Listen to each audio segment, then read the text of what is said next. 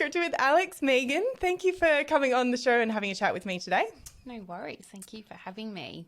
So we're going to have a bit of a real discussion about transition into motherhood and postnatal mental health and your lived experience with, would you say, postnatal depression? Yeah. And yes. anxiety or? Yes, anxiety too. I think it kind of comes with it. It's how you get there most of the time. But to start off with, can you tell us a little bit about your pregnancy? Yes. So being pregnant for me was not easy, just physically, I guess. I was like making coffee at the time as well, so kind of like on your feet all day and that kind of thing. But being pregnant, I don't know, like I think when everyone's pregnant the very first time, it just is what it is, you know. You don't really know what's happening and, you know, you have no control over your body, all that kind of stuff.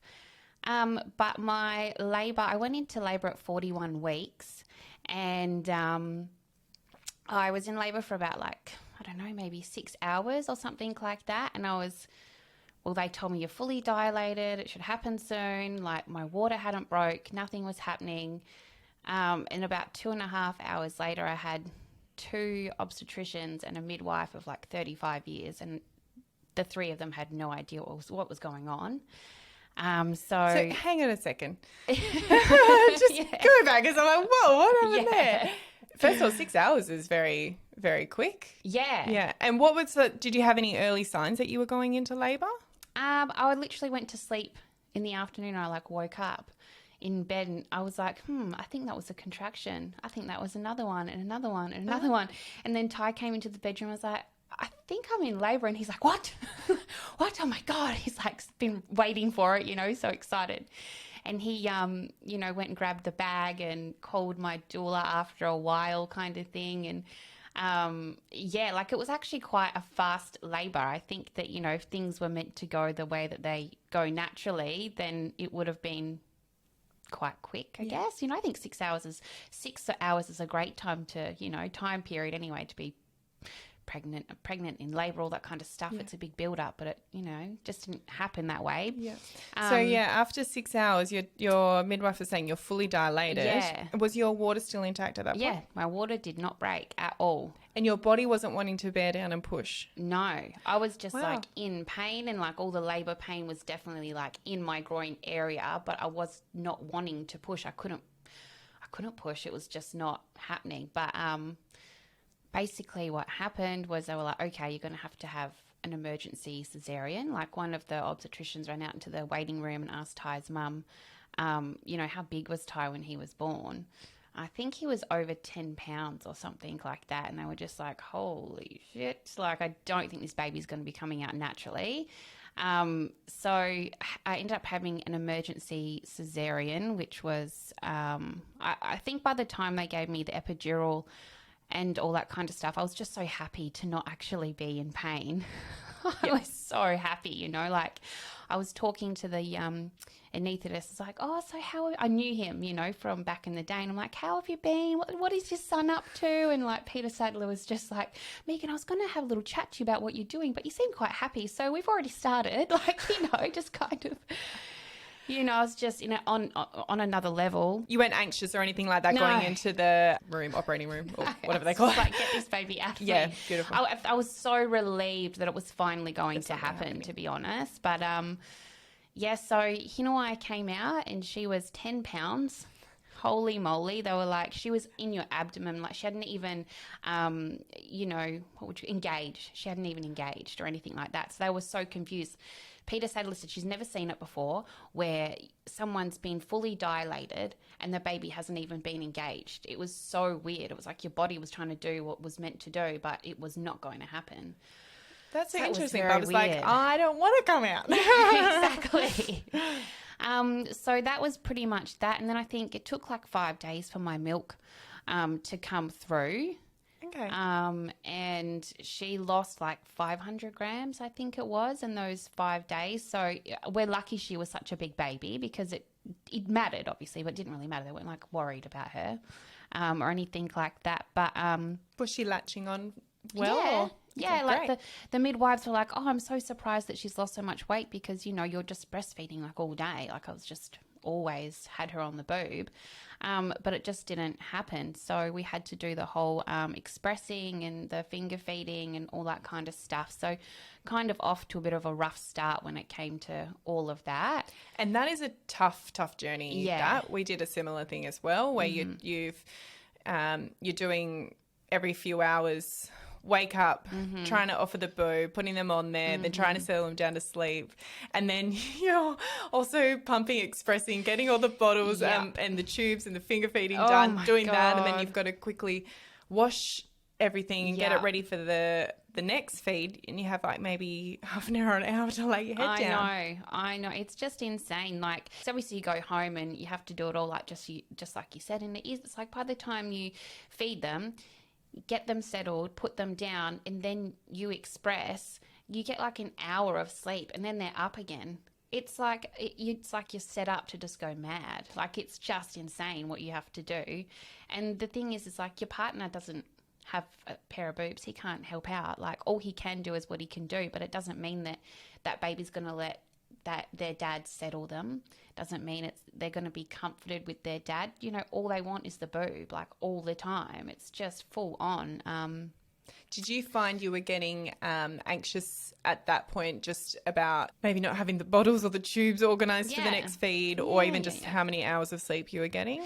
I was just anxious. I think I had like sleep anxiety from, day dot, because I think by the time I'd be like, okay, I can go to sleep now, I'd be laying in bed going, oh God, like, when's she going to wake up? Did I just hear her wake up? Oh, I think she just made a noise. Like, it's just, you're just so highly wired, you're just like, oh my God, like I can't relax. I can't wind down.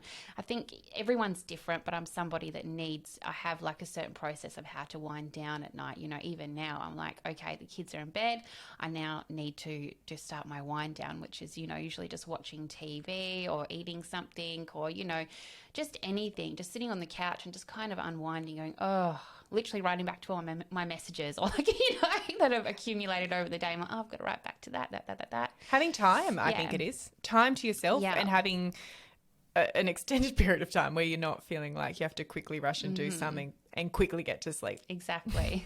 Everyone's like, you should just go straight to bed after you put the kids down. I'm like, yeah, no, I can't do that. I need time for me to just be like, right, you're a human being. Now go on Instagram and look at shoes for 3 hours because that's going to feel great. Just window shopping, Megan. Don't buy anything. Like, you've got to have those times, yourself where you just can unwind, just do something for yourself, I love that. Yeah. Just window shop. Yeah, just window shop. No buying.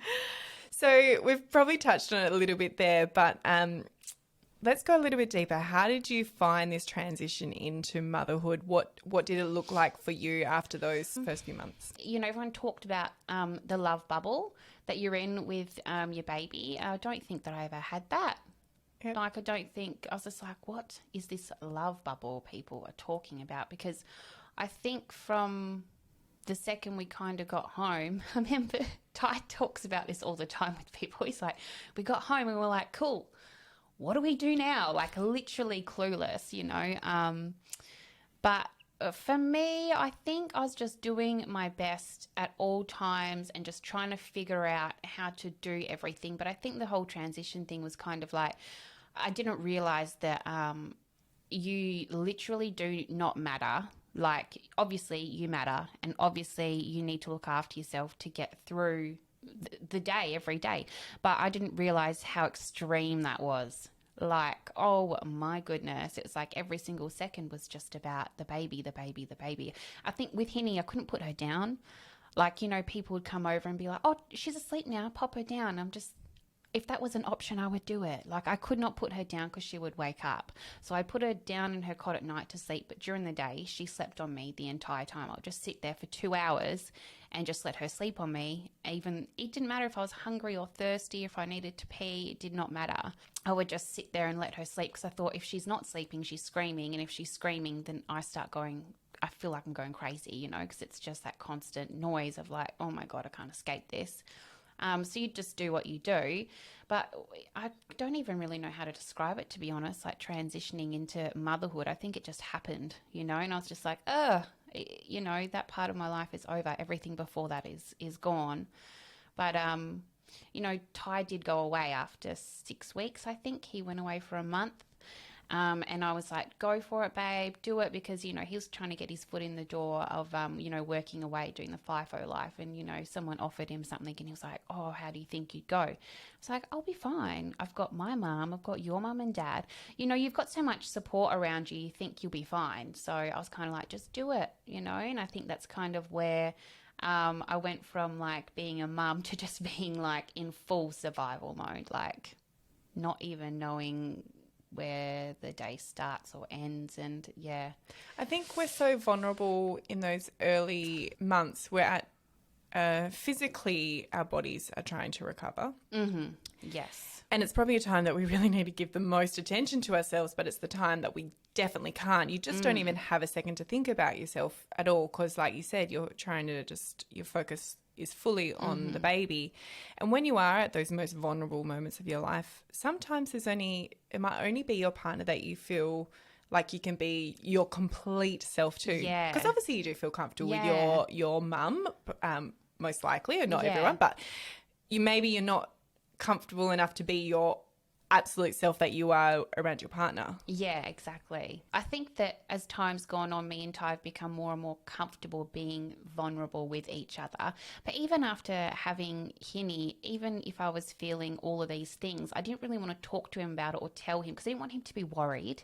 I didn't want him to go, oh, she's not okay. Also, you've been independent your entire life, so you don't want to be sitting there going, oh, I'm not coping, this is happening and that's happening, I don't know what I'm doing. Like, it's just one of those situations where you're just trying to figure it all out. But yeah, basically I think that's when the whole depression set in, but it was like I didn't know it was happening. Now I look back, obviously I know, but at the time I had no idea. Yeah, I was going to say, in hindsight, you probably know now what those early signs were. Looking back, what was the first sign that maybe you were really starting to fall into more of a depressive state? So I think Ty had been away for about 2 weeks and my breast milk had dried up. Like, I was just screaming all the time and she wasn't sleeping and I didn't know what was going on. And I guess I just realized, like, oh my God, like my milk's dried up. Obviously you can tell because you can feel that your boobs aren't producing milk. So basically I was like, oh crap, like what do I do? Yeah, you just assume, okay, it's just going to be there forever and blah, blah, blah. I think it was a Saturday morning and I got a text message from my mum and she was like, I had like a family friend event that I was meant to go to. Are you coming? Everyone's kind of waiting to see you and meet the baby. And I was sitting there and I was like in my robe with my boobs out, trying to figure out what to do. And I just had like a slap in the face of reality. And I was like, oh my God, when's the last time I showered, And I hadn't showered in like 8 days. I had just been, I don't even know what happened. I hadn't showered in so long and there was just like dishes everywhere and mess everywhere. And I was just thinking, now I've disappointed, my family, and I just realized like, holy shit, like I'm not okay. But at the same time, I was like, I'm fine. I don't need any help. I'm fine. It's all good. I'm totally fine. I wrote back, Hinawai's not sleeping. She's not feeding. I need to go to Coles. I need to get formula. And, did the whole bullshit thing where I was like, I'm really sorry. I totally forgot that it was this day, which, in a sense was kind of true because I didn't know what was going on in my life or what day it was. But at the same time, it's like I knew that was happening that day. But I was just trying to pretend that I was all right and I had like, other stuff going on, which I did too. It's just such a weird place to be because you're like, oh my God, no one else even matters right now. But at the same time, like, I'm vulnerable enough to kind of say, hey, like this is happening, but not ask for help. So I think that day I ended up going to Coles and grabbing like lactose free and like formula, just like, oh, I hope this works. I literally asked, there's a lovely lady at Coles in Dunsborough called Laurie. She's very nice. I do love her. But I remember walking up to her and being like, do you know what this is or what that is? And she was like, oh, I'm so sorry, sweetie. Like, I can't remember, my kids, like they're teenagers now and we didn't even have any of these options. But I went to town and got formula and, Hinawai wouldn't really take the bottle, but I guess she just got to a certain point where she was just so hungry that she took it. She's like, okay, I'm just going to have this, I guess. And I think I got some milk in her and then I chucked her on the boob again. But I didn't really have any milk. It was just for comfort, I think. Later on that day, my mum came over and she just walked in. She's like, is she sleeping? Is she okay? Like, what's going on? And we ended up just having like a big argument about everything. But I basically just handed her Hinawai and I was like, I'm going to go have a shower, you know? And I went and had a shower and I think I was in the shower just kind of having a little cry, and I think I just remember having like my head in my hands and just being like, what the fuck, you know, like what is happening? It was like just a mess on a mess on a mess on a mess and a mess. It was just, I just didn't even, there was nothing in my life that was straight. You know, if you've got like a clean lounge room and a clean kitchen, you can get through the day. It was like there was nothing in my house that was okay. I wasn't okay. My baby wasn't okay. And then that one person that, you know, is kind of there for you, you're having an argument with, and it's just a mess, you know. But I came out and I said to her, you know, I'm really sorry. I'm trying to do the best that I can do. And she just said, don't even apologize, you know, like I shouldn't have even gotten upset with you basically about this whole thing. I think we both just realized that we were arguing about stuff that doesn't matter. And obviously she saw the state of my house and knew that like I wasn't okay. Your partner has now come back and you've got a trip to go up to Ningaloo. How did that go with a 4-month-old? Not good. It was not good. I think our whole outlook actually was, we'll just drive up and, you know, if we have to stop, we will, you know, very optimistic and naive and all that kind of stuff. But yeah, it was not good. I would not recommend it. I didn't know what sleep progression was at this point. I had no idea, never heard of it. So basically everything went to shit. There was no routine. There was no groove. There was no nothing. There was just nothing. So we were at Nalu and, yeah, so you've got like, you got showers and stuff up there, but no power or anything like that. You know, it's very, you know, remote, but nice. Love it. But yeah, basically, what happened was because of the sleep progression, I kind of remember that she wanted more comfort all the time. So she wanted the boob all the time. So with this medication, I could do all of the feeds. And then at nighttime, like during the day, sorry, I could do all the feeds. And then at nighttime, I would basically give her a bottle and that would kind of get her to sleep for quite a few hours, you know. That was not happening. She would not take the bottle at all. Did not want it. And then as we set off and we got to Exmouth, I remember calling, you know, Duchess Med and asking to send me a script up to Exmouth for like more medication. So produced milk again. We're in Exmouth, and Exmouth is kind of like a really happy place for me and Ty, I think, because when we had such a rough, you know, drive up, and obviously being at Nalu and having not enough breast milk and all that kind of stuff, and just like the postnatal depression, just being like, hey, and me being like, what's up? Like, it was horrible. It was horrible. I could just feel it setting in, because you get to a certain, I got to a certain point where I was like, okay, I literally have nothing left. Like, I have nothing left. It's like everything positive left my body. It was just such a clueless time. And I think I just, looking back, and I still to this day, I think, you know, I just blame myself so much all the time, and just, it's my fault, you know, my body cannot produce milk. It's my fault. You have all these underlying thoughts that you don't realize are there. And also you don't realize that they don't serve you. Like, nothing is your fault, you know, nothing's your fault with stuff like that, you know. But yeah, I think the drive home was a nightmare as well. But I remember getting home and just being so thankful, just being like, oh my gosh, and / let's never, ever do that again, ever. You know, I don't think we went on a holiday until Hinny was like 2.5 after that. You know, it's just so gnarly, like, far out. Traveling with a baby is definitely a different level of stress. We did a trip over to Adelaide as well when our Bubs was, I think, 6 or 7 months old. And did you fly or did you drive? Yeah, no, we flew. Yeah. And he was good, but it was still the whole time. I was so stressed about it, because I was like, oh, don't cry, like be one of those loud babies. The whole thing was constant stress. It's not like going and enjoying yourself. I know. But once you got home, I know that you have, when we spoke about this earlier, you had described to me this difference between when your partner was home, you were a certain way, and when he left, you described it as going back into Yes. your hole or your cave. Yes. Can you describe for us a little bit about what was happening with your thoughts around this time? So let's just say, because basically, like, by the time I got help, you know, Hinny was a certain age, like two and a bit. I think she was about 2. So basically, from, you know, let's say from 4 months to 2 years old, like, I want to put a blanket over that, because my point is that things were the same for so long. So basically what was happening is, obviously my depression was getting worse, and I didn't even know I was depressed at this point. But the thing is that when Ty was home, it was awesome, because every single morning we would get up, we would get a coffee, and we'd go for a beach walk, and, you know, obviously the bub, the dog, and that's how we would start our day every single day. So some routine. Yeah, yes. And when Ty was home, I had confidence. When Ty was home, it was like he was my shield. Do you know what I mean? Like, if we were together, people weren't walking up to me and being like, "Hi, how are you? How's the baby?" Like, all the attention wasn't on me.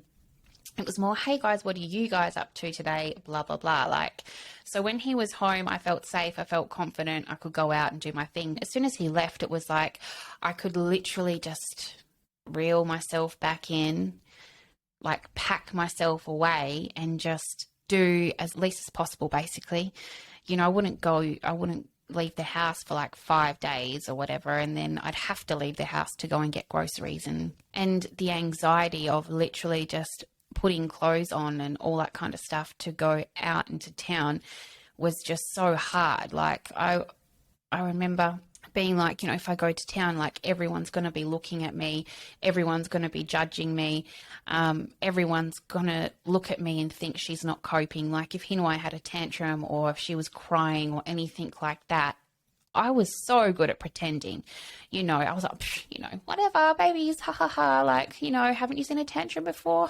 You know, I would just laugh it off. It's all good, don't worry about it. But on the inside, I was just like terrified, you know,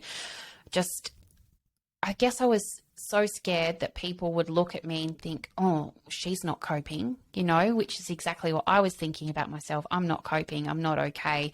All those kinds of things. So I would do everything that I could possibly do the opposite, you know, like, "Oh, let's make sure that everyone knows that I'm okay, that I'm totally coping, and that I'm really confident," and all that kind of stuff. So what I was basically doing was digging my own hole. Then Ty would come home, and then I'd be okay again. And then he'd leave, and then I would go straight back into my cave again, and pretending. Oh my God, pretending is the most exhausting fucking thing I've ever done in my entire life. There is nothing worse. Oh my God, I hate it. Like, I hate pretending. Even if I'm not having a good day and I've got to go somewhere, it annoys me. You know, I'm like, I don't want to have to go there and have to pretend. So when I get there, if, you know, I'm around people I can talk to, I'll just be like, "Oh, you know, I haven't had the best couple of days or week or whatever." Just to kind of get it off my chest and get it out there. You know, I'm not going to be like, you know, bubbly Megan today. Like, I'm just going to be chilling, because I just can't be bothered pretending anymore, because it's so poisonous. Like, that's why I wouldn't leave the house, because pretending was exhausting, you know? So that's basically what was happening for just like 1.5 to 2 years of just me going back and forth of like feeling secure, pretending, feeling secure, pretending. And Ty didn't know about any of this. Obviously, he could tell that I wasn't myself. I don't know. I guess I shut him out too, in a sense, you know? Like, I guess he just thought, well, this is what she's like now. And I just kind of was like, okay, well, I guess this is just who I am now, which, you know, wasn't true, I guess.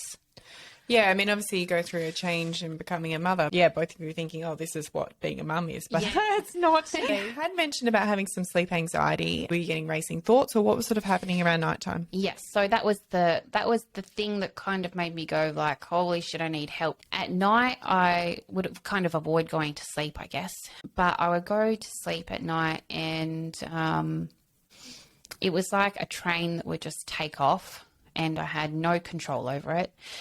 And it was like, it would just go to very, very, very, very dark places. I would basically be thinking about stuff that people had said to me when I was a teenager, things that had happened to me, how much I hated that person for making me feel that way. I wish I could go back in time, and I wish I could do this and say that. The time that my mum did this or Ty did this, you know, I was literally, at night time when I went to bed, I was living in the past. And then during the day, I was living in the future. Like, I was scared all the time during the day because all this stuff could happen. And at night time, I was angry about the past and all the stuff that had happened. Like, I was not present at all. But yeah, those negative thoughts were just terrifyingly negative. Like, I had no control over it, and I would be telling myself, stop, Megan, stop, Megan, stop, Megan. I think that everyone in life can kind of be like, oi, cut it out. You're being really negative. You know, it's not as bad as what you think. You know, you can kind of stop yourself. Well, most of the time you can, but I think that it had gotten to a point where it's like me as a person had taken a back step where I was literally watching myself take off in a negative way and have no control over it. And it was like the other part of me was taking a back seat and just sitting down and just basically fucking crying and just being so terrified, like someone else had taken over. You know, I had no control. Like, I literally had zero control over it. And it was terrifying because it would just go for hours and hours and hours, or I'd finally get to sleep and then I'd wake up in the middle of the night, like 2 or 3, and it would just happen again. And it was just happening every single time I go to sleep. And then it got to a point of where it had been like an entire year where I was going to sleep at night and not wanting to wake up in the morning because I just didn't want to do it all over again. And I think going to sleep every night like that, you're just like, I don't have any energy. I don't have the energy to pretend. I don't have the energy to live my life like this anymore. And I don't want to go to sleep every single night hating everything and everybody. Like, what is wrong with me? I just got to a place where I think like I was a little bit psychotic or something. You know, it was not normal. It was bad. Yeah, it doesn't sound very nice at No. all. When was the point that you thought, that was, I need help? I think that was just after Henny turned 2. Ty had come home from work, and I said to him, like, you know, I think that I have postnatal depression. But I felt really stupid because, you know, when you think of postnatal depression, you think of it being something that someone goes through after their baby's born, and it's, you know, linked to baby blues or something like that. So it was really hard. It was like, how am I going to basically convince people that I have postnatal depression with a 2-year-old? That sounds ridiculous. And what do you mean you've postnatal depression? I'm telling myself all this stuff because, you know, how could you've been telling everybody that you've been okay and that, you know, you've been pretending for so long. How are people even going to believe you? So I told Ty, and he kind of was like, you know, the first thing he asked me was like, what's so depressing, you know, like about your life? Like, what makes you feel that way? But the thing is that there's nothing depressing about my life. I was already, that ship had literally sailed like a long, long time ago, and I didn't even know it had left. Do you know what I mean? I was like, oh, I don't know how to answer that question. He didn't know what to say. He didn't know what to do. You know, no one does. But I told him, I guess, you know, got that out. And then I think I tried to explain to him the way that I was feeling over that week that he was home. And it was really hard for him to understand. I think when he went away, I think I told the next week I told his mum, like we were just going for a walk, and I said, you know, I think that I've been feeling really depressed, and I think I might have postnatal depression. And she was really sweet and supportive, and you know, she said, you know, I was exactly the same. I used to feel like that as well, you know, because she had 3 kids, and you know, her partner Steve, he worked away, so that's why I told her, like, she'll get it, you know. But she's like, I don't think you're depressed though. Like, I think, you know, you're just having a couple of bad days or a week or something like that. And I'm just thinking, oh my God, no one's listening to me. Like, what no one had realized is that I go to sleep at night like this, and then, you know, I haven't wanted to wake up for a year, which no one should know because I haven't told them. But you can't expect people to know what you're going through if you haven't told them about it. And then so the next thing I did, I think when Ty came home, I went to the doctor. And, you know, I said to the doctor, you know, I think I've got postnatal depression. And they kind of just like looked to me like, oh, okay, like chit chat. What do you do during the day? And, you know, kind of told them. They're like, okay, you know, passed me a postnatal depression sheet, you know, where you answer all these questions and then they add them all out, and out of 10, you know, obviously if it's high, you've got it. If it's low, you're not, whatever, you know, it's that kind of thing. So I filled it out. They literally looked at it and went, oh, well, yes, you've definitely got postnatal depression. Gosh, that's very high. And then they just turned to their computer and just started typing away and was like, well, the first thing you need to do is go on antidepressants and go to a therapist. And I'm sitting there just going, are you fucking kidding me, mate? This is the first time that anyone's actually, first of all, acknowledged and said that I've got depression. Yes. So that's a pretty big thing for you to the courage manage. to even anyone to go to a doctor and say that. I think, you know, people who don't know me, or people who do know me, like, I am a sensitive, emotional person, you know, like, I care about people and all that kind of stuff. So for someone to just be so cold and so methodical with me and just be like, da, da, da, da, da, like, that is not good for me when I'm vulnerable, you know, and all the like courage it took to do that, I just instantly shut down again. I was like, this is fucked, you know, like, I cannot believe someone just shoved a piece of paper in front of me, did this, which is great. They're doing their job, you know, regards to them, and they probably deal with it all the time or whatever, but this was not right for me. Well, and also it's the first time you've ever dealt with it. Yeah, exactly. So they might have dealt with it a lot of times. Yes. You've never have. So there needs to be a place of explaining what this means and what options are available. Exactly. And just listening for a little bit, maybe.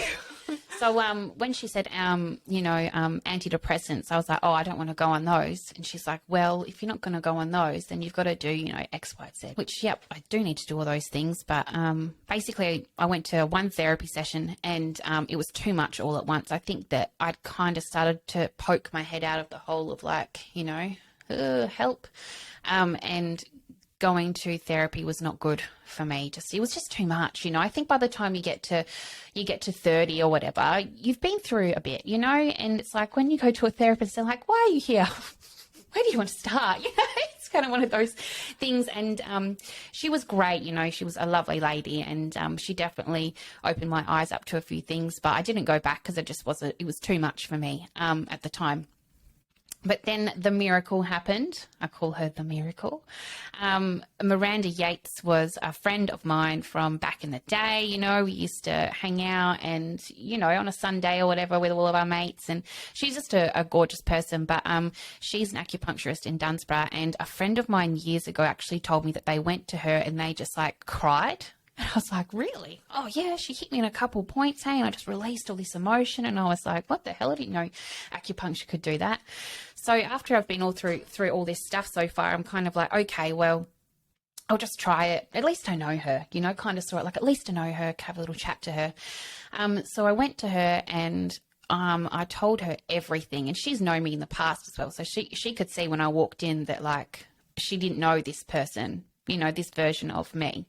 So I sat down and I told her everything. And it was like the very first time that anybody had actually heard me, acknowledged me, and like took me seriously, like actually took me seriously.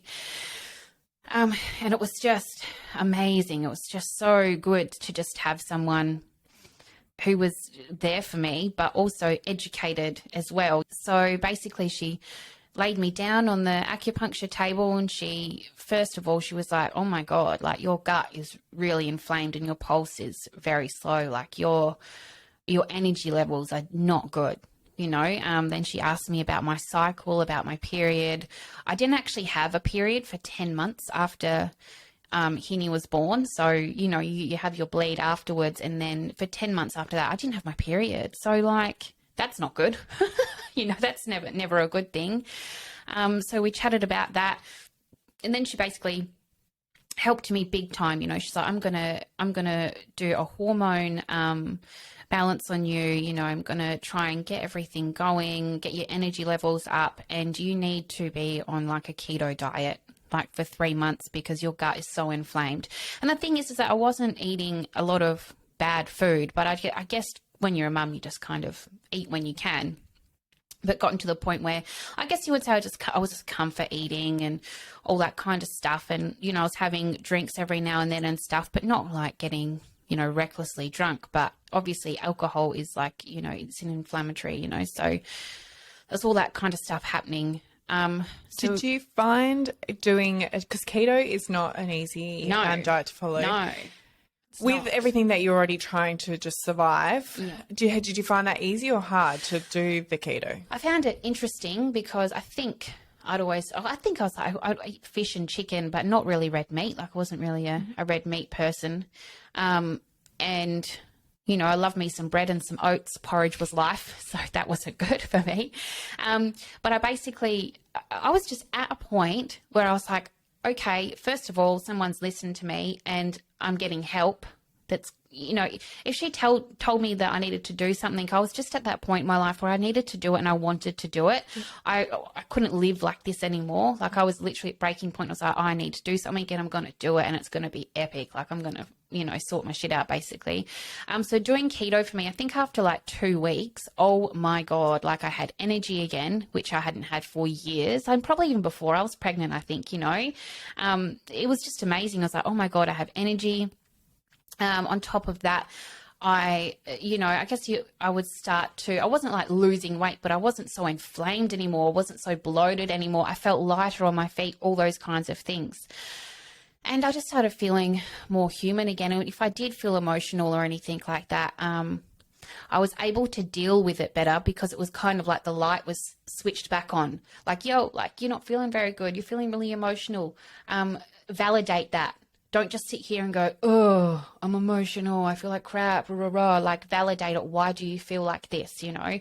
So I would be like, okay, what have I been through? What's been happening? Where before it was just like, this is who you are. It's not going to change.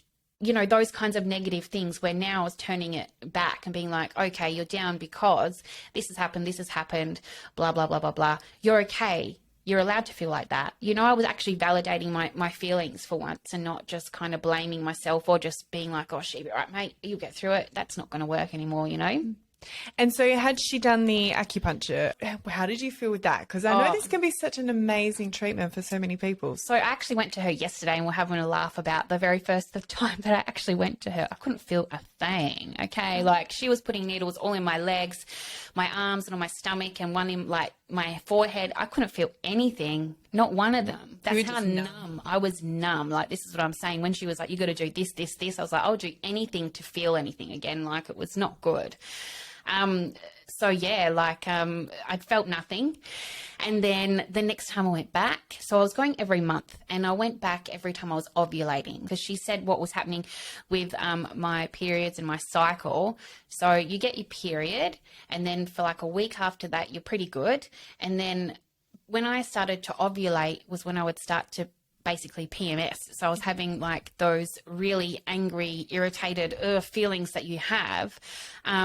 But they were so much worse because they were going for weeks, you know, and then I'd have like a short period of being happy and then I'd have like 3 weeks of being angry just the whole time.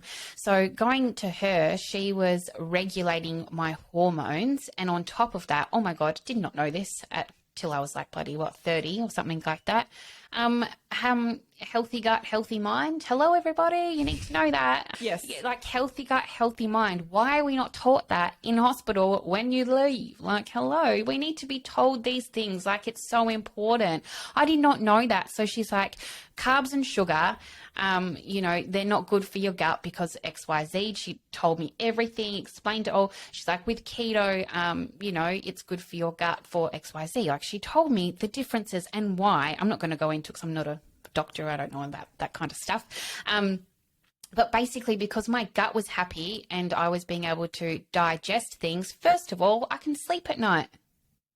Second of all, healthy mind, like my mental health, like I was clear, I could think, I could, you know, process my emotions properly like a normal human being instead of just being a mess. It was just amazing, like the differences that it made in my life. But she was my person. Like she was that one person that listened to me, took me seriously and helped me. And everyone can find a person. It's just about finding the right person. And the right person might be a friend or a mother-in-law or your partner or a doctor. It could be anybody, you know.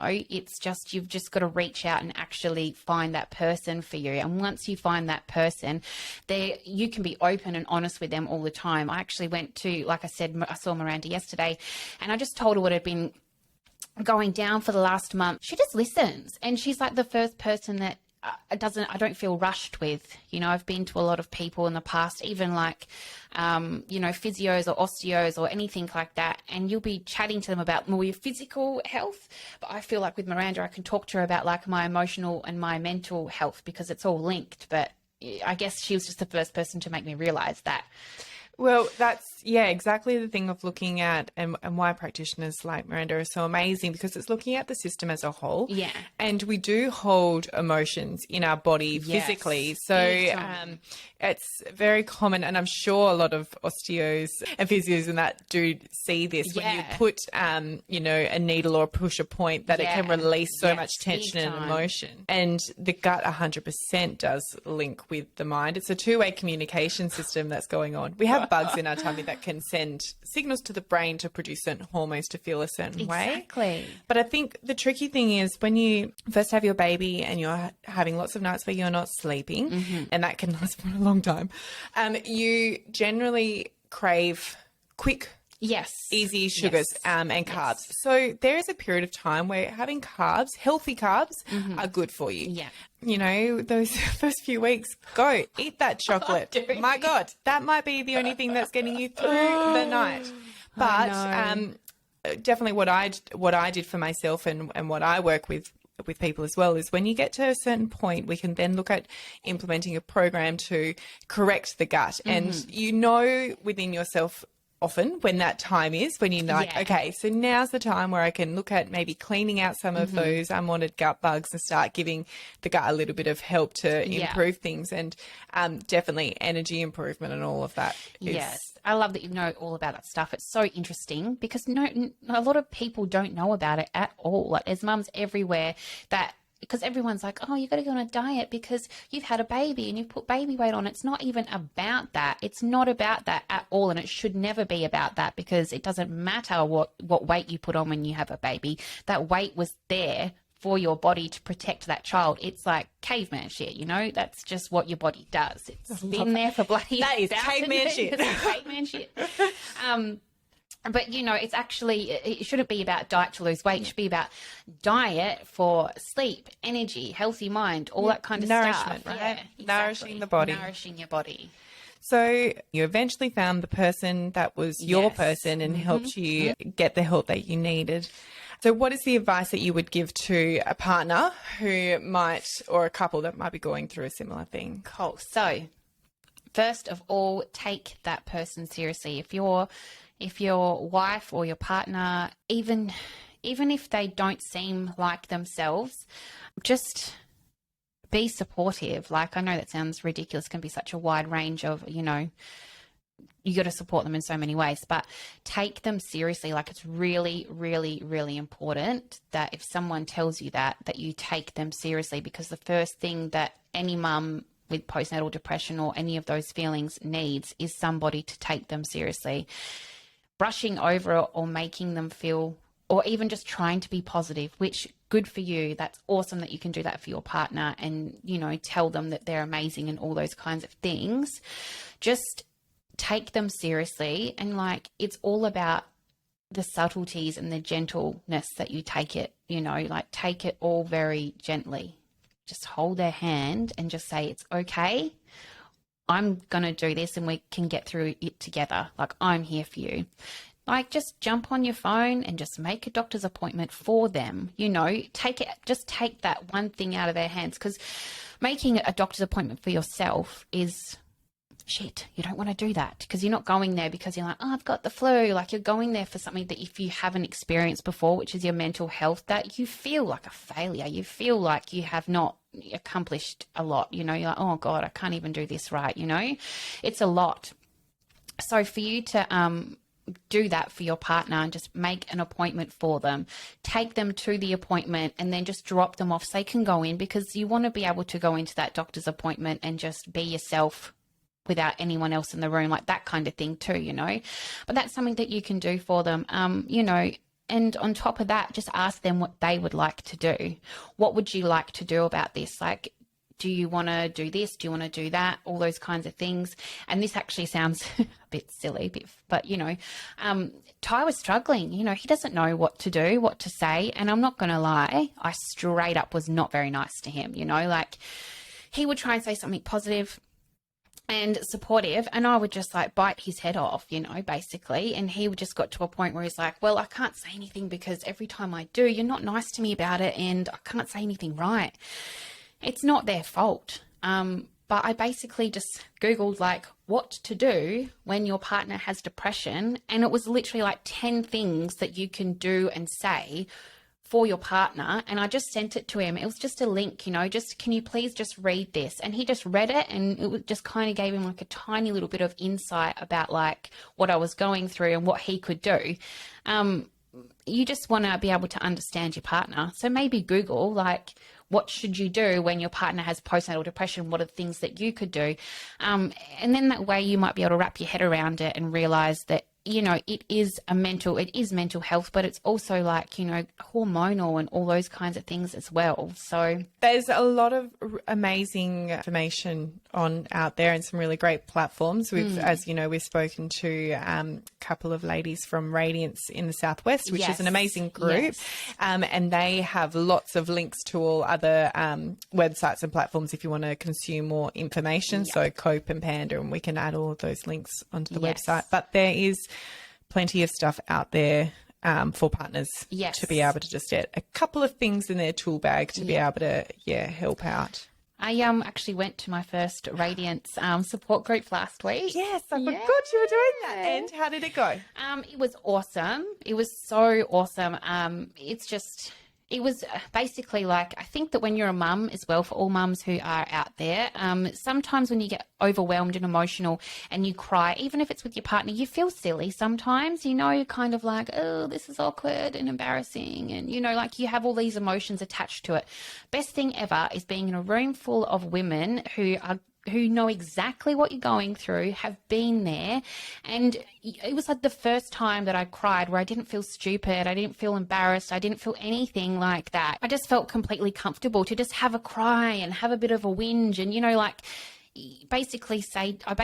I went there because I think it doesn't matter if you've been through postnatal depression with your first or with your second or whatever. My point is that I've had another baby. She's nearly 11 months, just like 10 and a half months now. And these feelings come up, every now and then. And I basically realized that, like, you can tell your friend, you can tell your partner about how you're feeling, but they're not going to fix it for you. They're not going to understand if they haven't been through it. So going to a support group where people have been through it and they've come out the other side, like CJ, who's amazing.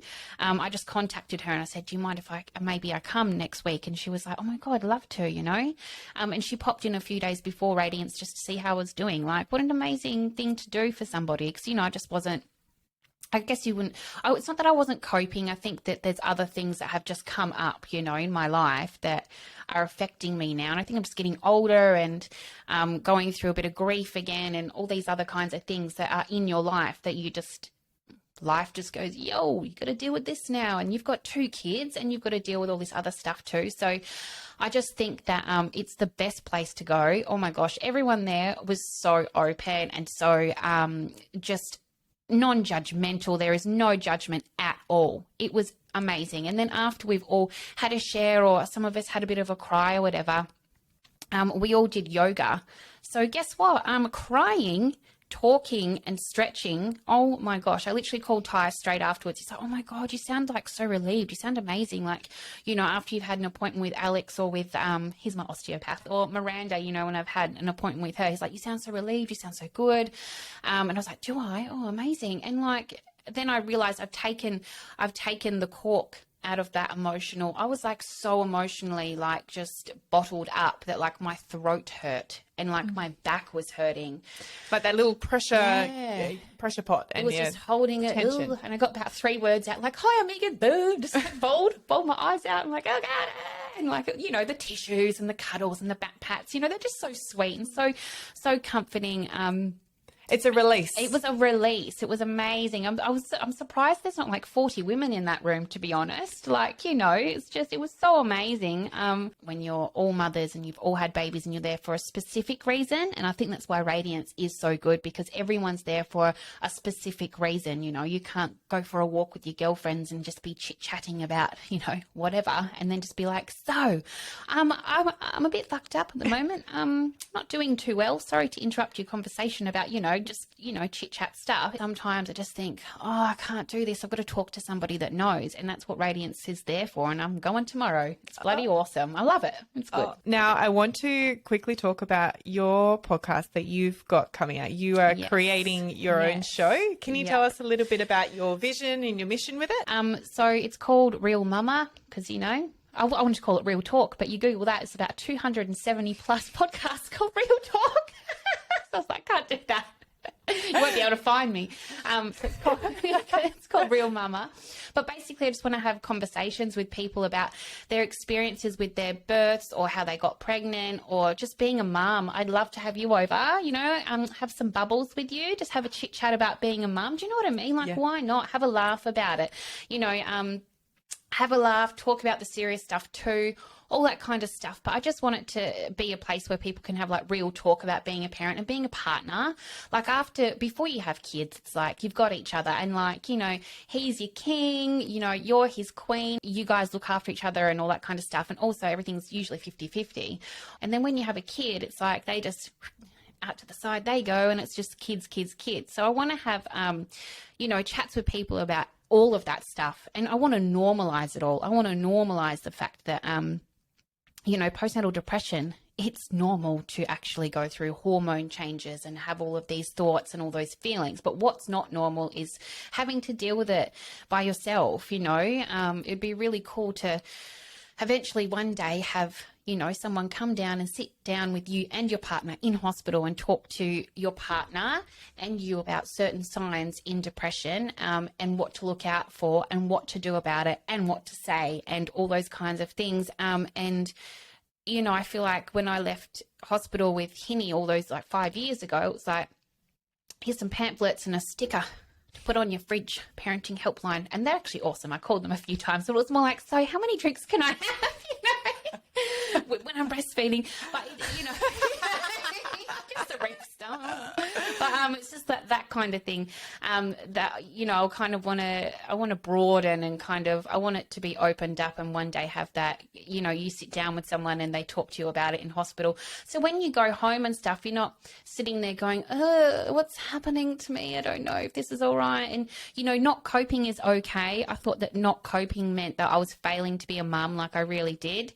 Not coping is fine. Not coping is okay. And it's just needs to all be normalized. You know, that I feel like over the last few years, there's been so many things on so many different subjects in the world that are being normalized, and that's awesome, you know, but let's add another one to it. And it's not this, you know, horrible thing that we should talk about, you know, in the dark, you know, with our doctors and our therapists. It should be something that we can all speak about, because the second that you feel like it's more normalized, the second that you realize that, you're not a freak. You're not down this deep, dark hole by yourself, and someone's not going to ever pull you out of it. You can pull yourself out of that hole, you know. You can do it, but you just need the help. You just need the right people. And it just all needs to be normalized. And once that happens and we start spreading that out there, hopefully in 10 years, it's just going to be, another thing that you're sent home with, but with a lot more information, with face-to-face interaction as well. That would be awesome. I'm surprised that it doesn't already happen. That would be such an amazing change. And I think it just sets families up, and it creates a much better society in the long term, because like you said, if it's been normalized, people will talk more openly about it and seek help sooner. And then it's easier to maybe recover, or if you're getting help at the earlier points, it's much easier than if you wait until you're down.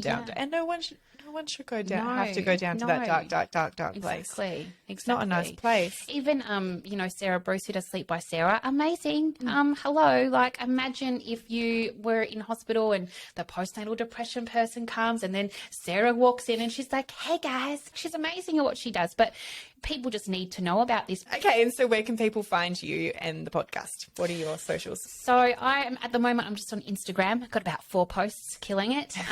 But basically all my equipment and stuff has just rocked up in like the last 2 weeks. So hopefully I'll get it all set up and everything. But I'm just on Instagram as Real Mama, and you can DM me or anything, if you've got any questions or anything like that. I will also be putting up some icons on my Instagram page for Radiance, for, Sleep by Sarah and all those other kinds of things. I would love to put one up for you as well, if you don't mind. Yeah. Just so that people can click on them and find those links where like they can click on it and learn about Radiance, or, your interview with Anne was amazing as well. Stuff like that, so that they can learn, they can not feel alone, they can realize, oh, I've got somewhere to go. I've got some people that can help me, all those kinds of things. So that's where I'm at the moment, but hopefully I will, grow. That is great. I think you're doing an amazing thing. Yeah, I'm very excited to see where this goes. And the more places that people can find this sort of help, the better. So, yes. And I'm sure you're going to do very, very well. Thank you for talking with us and being so open about your experience. Yeah, thank you so much for having me. Honestly, it's been an honour to be able to come here and share my story. So thank you so much.